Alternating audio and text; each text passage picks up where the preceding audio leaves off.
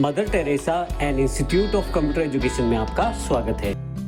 Next जो function प्रयोग किया गया है वो कॉम्बिनेशंस ऑफ फंक्शंस के रूप में प्रयोग किया गया है। यहाँ देखिए मेरे पास कुछ नामों की लिस्ट है, अजय कुमार, सुमित सहगल, इस तरह से काफी सारे नाम उपलब्ध हैं। मैं चाहता हूँ कि मुझे केवल नाम मिल जाएं, यानी कि मुझे कास्ट नहीं चाहिए, सिर्फ पहले वाला नाम चाहिए। अजय कुमार में सिर्फ अजय चाहिए, सुमित सिंह में सिर्फ सुमित चाहिए। ये मेरी रिक्वायरमेंट है, लेकिन इस रिक्वायरमेंट के लिए मैंने क्या किया है, दो फंक्शंस को इकट्ठा प्रयोग किया है। देखिए लेफ्ट के साथ फाइंड का कॉम्बिनेशन प्रयोग किया गया है। इसमें इसको समझने के लिए सबसे पहले हम फाइंड को समझ लेते हैं। देखिए मैंने फाइंड को अलग से प्रयोग किया है। यदि आप इसे ध्यान से देखें तो फाइंड स्पेस को ढूंढ रहा है, क्योंकि पहला जो कैरेक्टर है उसने ढूंढना है स्पेस। फाइंड टेक्स्ट में मैंने स्पेस को लगा दिया है। ढूंढना कहाँ से है, A1 में से, यानी कि अजय कुमार में से उसको स्पेस ढूंढना है, जो कि अजय के बाद मिलेगा उसे। और तीसरा जो है कि कहाँ से शुरू किया जाए, तो पहले नंबर से शुरू किया जाए, पहले कैरेक्टर से। तो जो स्पेस मिलेगा वो अजय और कुमार के बीच में मिलेगा। तो जो स्पेस मिलने की जो लेंथ है वो हमें मिल जाएगी, यानी कि पांच कैरेक्टर बाद, यानी कि 4 कैरेक्टर बाद पांचवा जो कैरेक्टर है वो स्पेस है। तो इसी तरह से हमारे पास स्पेस का जो नंबर है वो मिल जाएगा। कैरेक्टर नंबर जो स्पेस का है वो 5 नंबर है। और दोबारा इस फंक्शन को देखते हैं। यहाँ पे हमने इसका अर्थ ये है कि स्पेस को इस भाग से ढूंढा है और हमें फाइंड ने दे दिया है 5 वापस, यानी कि एक तरह से 5वां जो कैरेक्टर है वो स्पेस है। अब हम लेफ्ट फंक्शन की तरफ देखते हैं। लेफ्ट फंक्शन A1 सेल में से ढूंढेगा, किसको, कहां तक ढूंढेगा, स्पेस तक। जब तक उसे स्पेस नहीं मिलेगा तब तक वो ढूंढता रहेगा। जैसे ही उसे स्पेस मिलेगा वो स्पेस से पहले वाले कैरेक्टर हमें ये अवेलेबल करवा देगा। देखिए एंटर करते ही हमारे पास अजय अवेलेबल हो गया है। इस तरह से सुमित, रविंदर, दीपक। इस प्रकार हम टेक्स्ट के अलग अलग फंक्शंस को इकट्ठा करके प्रयोग भी कर सकते हैं। ये आवश्यकता अनुसार अलग अलग फंक्शंस और इकट्ठे करके प्रयोग भी किए जा सकते हैं। फार्मूलाज में अगले जो फार्मूला हमारे पास उपलब्ध है वो डेट एंड टाइम के रूप में है। डेट और टाइम की जो कैलकुलेशन है बहुत ही इंपॉर्टेंट है एक्सेल में। इसके आधार पे आप काफी सारी इंफॉर्मेशन निकाल सकते हैं। मेरी एक बुक है, ये डेट टाइप की है 3/12/2012। इसको मैं सिंपल यानी कि शॉर्ट और लॉन्ग डेट में कन्वर्ट कर सकता हूँ। इसके लिए मुझे होम टैब पे जाना है। नंबर वाले ग्रुप में मेरे पास यहाँ पे लॉन्ग डेट का ऑप्शन अवेलेबल है। जैसे ही मैं यहाँ क्लिक करता हूँ मेरी जो पास जो डेट है वो लॉन्ग फॉर्मेट में कन्वर्ट हो जाएगी। इसी तरह से मैं शॉर्ट फॉर्मेट में भी कन्वर्ट कर सकता हूँ। इस तरह से मैं अपने डेट को फॉर्मेट चेंज कर सकता हूँ यहाँ से। इसके अतिरिक्त आप डेट फंक्शन से भी ये कार्य ले सकते हैं। उसके लिए इक्वल लगा के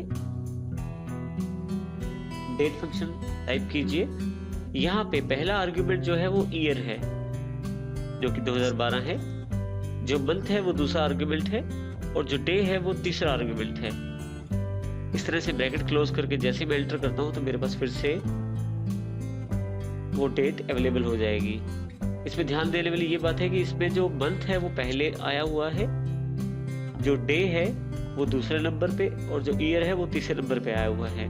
जबकि हमने डेट में बिल्कुल अलग तरीके से इंफॉर्मेशन प्रोवाइड की थी। तो इसका अर्थ ये है कि डेट में जब आप इंफॉर्मेशन प्रोवाइड करते हैं वो उसके आर्गुमेंट के अनुसार है और जो आपके सामने दिखाई जाती है डेट वो आपकी शीट के फॉर्मेट के अनुसार है। इस प्रकार दोनों चीजें अलग अलग हैं। डेट की कैलकुलेशन करने के लिए हमारे पास काफी सारे फंक्शन अवेलेबल हैं, जैसे डेज 360 के नाम से फंक्शन अवेलेबल है। देखिए मेरे पास यहाँ पे एक लाइब्रेरी रिकॉर्ड के रूप में कुछ जानकारी है। कुछ स्टूडेंट्स हैं अजय, विजय, रवि, उनको मैंने कुछ बुक्स इशू की हुई है। उनकी डेट इशूड, जो बुक्स की डेट है वो, और डेट रिसीव, जब उन्होंने बुक्स वापस की वो वाली डेट, दोनों लिखी हुई है। मैं ये जानना चाहता हूँ कि किस विद्यार्थी ने या किस स्टूडेंट ने कितनी देर किताब अपने पास रखी, कितने दिन अपने पास किताब रखी। इसके लिए मैं टोटल डेज के लिए कैलकुलेशन कर सकता हूँ, जिसके लिए मैं डेज 360 फार्मूला का प्रयोग कर सकता हूँ। इसमें ये फार्मूले के अंदर 2 आर्गुमेंट हमारे पास उपलब्ध है। सबसे पहले हमने बाय डिफॉल्ट इसमें स्टार्ट डेट उपलब्ध करवाई है और साथ ही उसके D5 है, एंड डेट उपलब्ध करवाई है। तीसरा जो मेथड का आर्गुमेंट है वो ऑप्शनल है, इसलिए मैंने इसका प्रयोग नहीं किया है। जैसे ही यहाँ मैं एंटर करता हूँ मेरे पास इन दोनों डेट के बीच में कितने दिन का डिफरेंस है उसकी जानकारी मेरे पास अवेलेबल हो जाती है। तो इसमें 13 दिन का डिफरेंस है। और अगर मैं इसे ड्रैग कर दूं या डबल क्लिक कर दूं पॉइंट पे जाके, तो मेरे पास यहाँ पे सभी का डेटा अवेलेबल हो जाएगा डेज के डिफरेंस के अकॉर्डिंग। इस प्रकार से डेज 360 का प्रयोग किया जा सकता है। अगला जो फंक्शन अवेलेबल है नाउ के रूप में। एक्सेल में यदि आप करंट डेट और टाइम जानना चाहते हैं तो आप केवल नाउ लिख दीजिए। इसके लिए आप फार्मूला यूज कर सकते हैं इक्वल लगा के नाउ और ब्रैकेट ओपन और क्लोज। जैसे ही आप एंटर करते हैं ये आपको आज की डेट की जानकारी और इस वक्त के समय की जानकारी भी आपको अवेलेबल करवाएगा। इसी तरह से अगला जो फंक्शन अवेलेबल है वो है टुडे के रूप में। इसमें केवल करंट डेट की जानकारी दी जाएगी। तरीका बिल्कुल वही है, इक्वल लगा के टुडे और ब्रैकेट ओपन और क्लोज। इसके साथ ही आपको करंट डेट की जानकारी मिल जाएगी। इसके पश्चात यदि आप ये जानना चाहते हैं कि किसी डेट में कि डे, मंथ, ईयर, आवर और मिनट, अगर आप ये जानना चाहते हैं तो ये जानकारी भी आप ले सकते हैं। जैसे मेरे पास करंट डेट ये लिखी हुई है और मैं चाहता हूँ कि इसमें से दिन की जो इन्फॉर्मेशन है वो अलग हो जाए, मेरे पास डे अलग से निकल के आ जाए, तो देखिए इसके लिए फार्मूला है डे। और जो मेरे पास आर्गुमेंट है वो मैंने सेल का रेफरेंस दे दिया है ईवल का, जिसमें मेरी डेट अवेलेबल थी। तो जैसे मैं ये करता हूँ तो मेरे पास आउटपुट डे के रूप में आ जाती है।